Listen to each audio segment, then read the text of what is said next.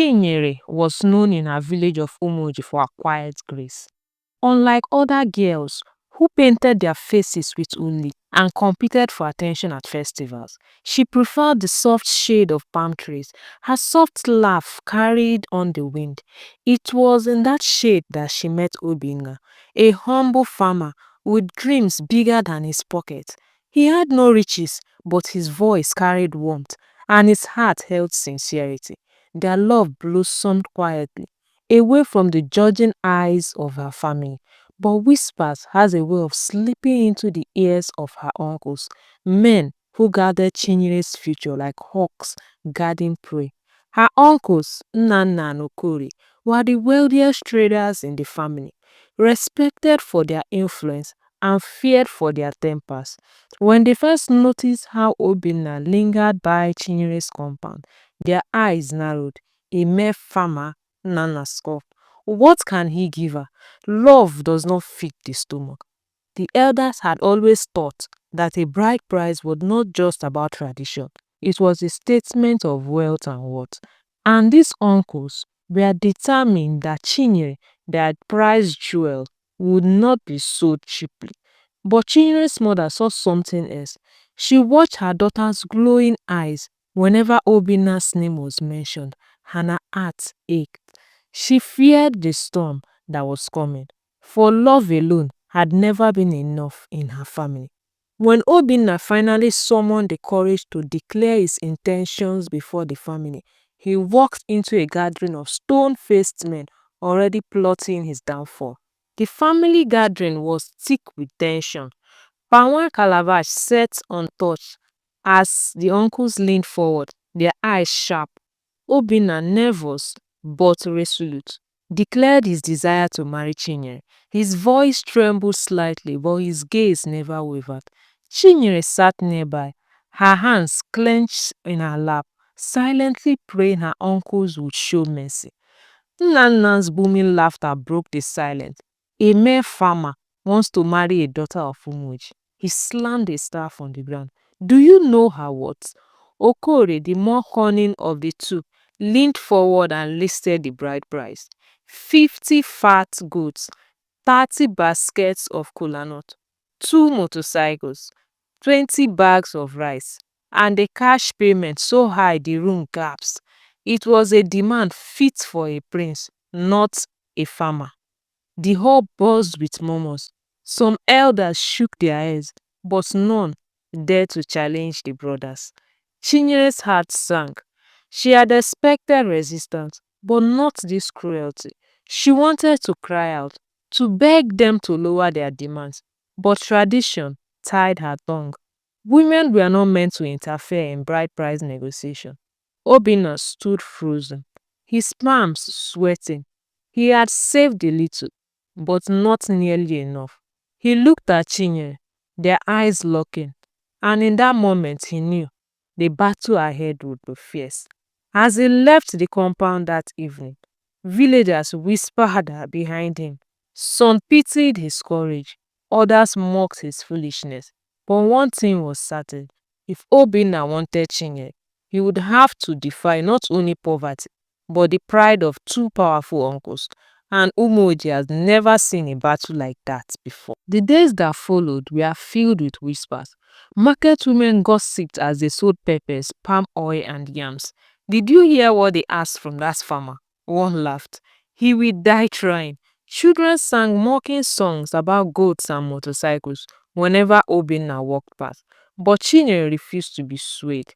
At night, she snuck out to meet him beneath the old udara tree, where their love had first taken root. There, she wept into his chest. Obinna, they want to break us. My uncles do not see my happiness, only their pride. Obinna held her tightly, the scent of leaf dust from his farm still clinging to his clothes. Chinyere, I will not give up, even if I must humble myself, even if I must fight the whole world. I will find a way. His words were bold, but inside he battled despair. How could he ever meet such demands? In the distance, the drums of a festival echoed, reminding them of the lives others were celebrating. while theirs hung in uncertainty. Unknown to them, Okorie was watching from the shadows. The uncle's face twisted into a cruel smile as he whispered, "Let them play lovers. Soon, the boy will learn that in this world, love without wealth is nothing but dust." The news of the outrageous bride price spread through the village faster than Harmattan fire. At the market square, women pounding yam and men sipping palm wine all whispered about Chinyere's family. Some said her uncles were greedy men, blinded by wealth, while others insisted Chinyere was a rare jewel whose value could never be measured in goods or bag of cowries. But for Chinyere, every whisper pierced her heart like a thorn. When she went to buy palm oil at Mama Ifeoma's store, the woman gave her a sympathetic look. "Nne, love is not sold in the market," she said softly, her voice heavy with pity. "But sometimes men must fight for it, as if it is the last tuber of yam in their barn." Chinyere forced a smile, but her heart was tight with worry. Meanwhile, Obinna was restless. He sat in his small compound, staring at the rusted roll in his hand. His friends tried to console him, urging him to forget Chinyere and marry someone whose family asked for less. But Obinna's heart was not so easily swayed. "Chinyere is not just a woman," he said with conviction. "She is my destiny." Late that night, Obinna visited Chinyere by the stream, their secret meeting place. The moonlight reflected in her tear-streaked eyes as she whispered, "What if they never bend, Obinna? What if they use me as a sacrifice for their greed?" Obinna took her trembling hands in his. "Then I will find another way. I would rather die a poor man fighting for your love than live wealthy without you." But as he spoke, a shadow moved in the bushes. Someone was listening. The following morning, Chinyere's uncle Okafor stormed into her father's compound. His face was dark with fury, his voice rising like thunder. "So this is the poor farmer who thinks he can sneak around with our daughter, meeting her like a thief in the night," he shouted. Her father, Nna Anyanwu, looked troubled, caught between his brother's greed and his daughter's happiness. "Okafor, lower your voice," he said sternly. But Okafor would not be silenced. "If Obinna truly wants her, let him prove his worth. We are not beggars that he can insult with words of love." The following night, Okafor gathered the uncles in his hut. The flame flickering of the oil lamp cast long shadows on the mud walls. "Do you not see? If we allow Obinna to have her cheaply, the village will laugh at us. We must set a test so impossible that he will fail, and then Chinyere will be free for a wealthier suitor." One uncle nodded eagerly. "Yes, let us ask for something no farmer can bring." The next morning, Obinna was summoned again, with Chinyere's tearful eyes watching from the doorways. Her uncles announced their new demand. "You must provide 50 jars of palm wine, 20 goats, 10 cows, and a farmland large enough to plant yam for 3 families. Only then shall you marry our daughter." The crowd gasped. Even Nnanyan lowered his head in shame, but he dared not challenge his brothers. Chinyere's hand shook as she clutched her mother's wrapper, her lips trembling. Obinna stood frozen, his chest rising and falling. Their demands were not just unfair, they were cruel. But then, with quiet resolve, he said, "If that is your price, then I will find a way." His words shocked everyone, even Okafor Smith, convinced Obinna would soon fail. But Chinyere, though proud of Obinna's courage, felt her heart sink, for she knew what this meant. Obinna was about to risk everything. Chinyere wept, clutching her mother's wrapper. "Mama, are they selling me like yam in the market?" she cried. Her mother pulled her close, whispering, "Your worth is not in that list, my child. Be strong." Obinna, however, was determined not to give up. He went from one elder to another, begging for counsel. Some laughed in his face, but a few admired his courage. One old man leaned forward and whispered, "If love is what you fight for, he must be ready to sacrifice pride. Only then will the gods reveal the path. But as Obinna left the elder's hut, a troubling thought grew in his mind. Was he willing to give up everything, even his dignity, to win Chinyere's hand? Obinna returned home restless. He paced his compound all night, thinking of every possible way to meet their demands. His farm barely produced enough for himself. His family was poor, and borrowing from friends would never cover such wealth. As dawn, he sought out his closest friend Udo. They sat beneath the old Iroko tree where children often played. Obinna shared his burden, and Udo frowned deeply. My brother, what they ask of you is not bride price. It is a trap. Do not let their greed drag you to your grave. But Obinna's eye burned with determination. Udo, if I give up now, I lose her forever. I must try. The bride price dispute spread like wildfire across Umuch. In every corner, from the palm wine joint to the village stream, people whispered about it. Some pitied Chinyere, others mocked her family for greed. Mothers pulled their daughters aside, warning them, this is what happens when you put money above marriage. Chinyere felt humiliated. Each time she went to the stream, she heard laughter behind her. Her heart ached because she knew her uncles were destroying her future.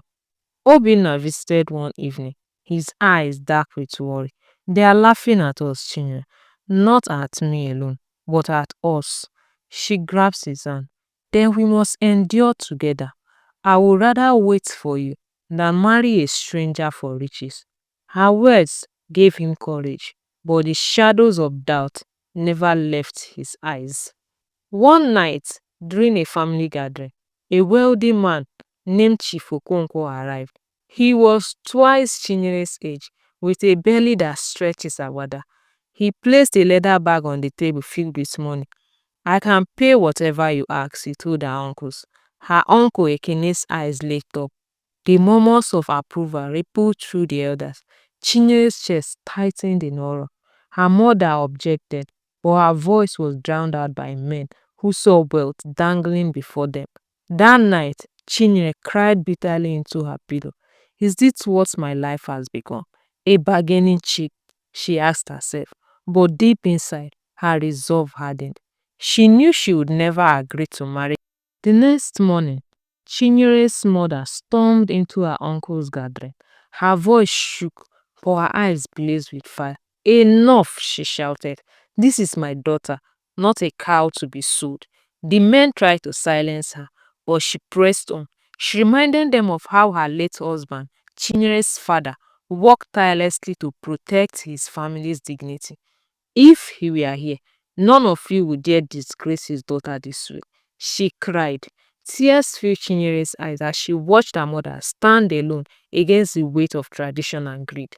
But Ekene slammed his hand on the table. Then let her rot in your house. We will not reduce our price.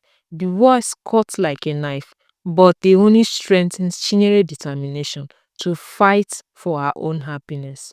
With courage boiling inside them, Obinna decided it was time to confront the elders himself. He walked into their compound with only his dignity as armor. Standing tall, he addressed them.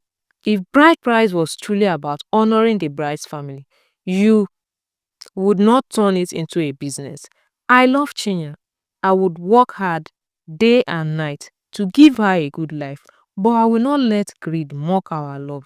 His words shocked the gathering. Some of the younger men nodded in quiet agreement, but Ekene sneered.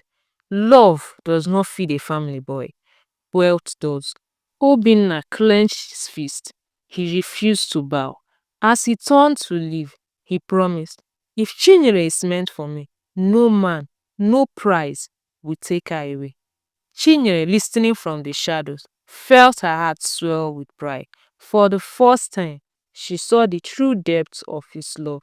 The village festival arrived, and with it, the elders' final decision. Chief Okonkwo appeared with more gifts, ready to claim Chinyere as his wife. But just as the kola nut was about to be broken, Chinyere rose. I will not marry him, she declared, her voice steady. Gasps filled the air. She turned to her uncles. If you choose his wealth over my happiness, then know this. I will remain unmarried before I became a slave in a rich man's house. The silence was heavy. Then, unexpectedly, her mother stepped beside her, placing a hand on her shoulder. My daughter has spoken. She is not for sale. The weight of public opinion shifted. Murmurs of support rose from the crowd. The uncles, shamed by the community's eyes, could not force her. Chief Okonkwo stormed out, humiliated. Days later, Obinna returned, not with gold, but with his humble savings and a heart full of devotion. This time, the elders quietly accepted. Love has triumphed, not because of money, but because Chinyere and her mother had dared to defy greed. That night, under the moonlight, Obinna whispered to her, "You are worth fighting for." And with tears of joy, Chinyere replied, "And you are worth waiting for."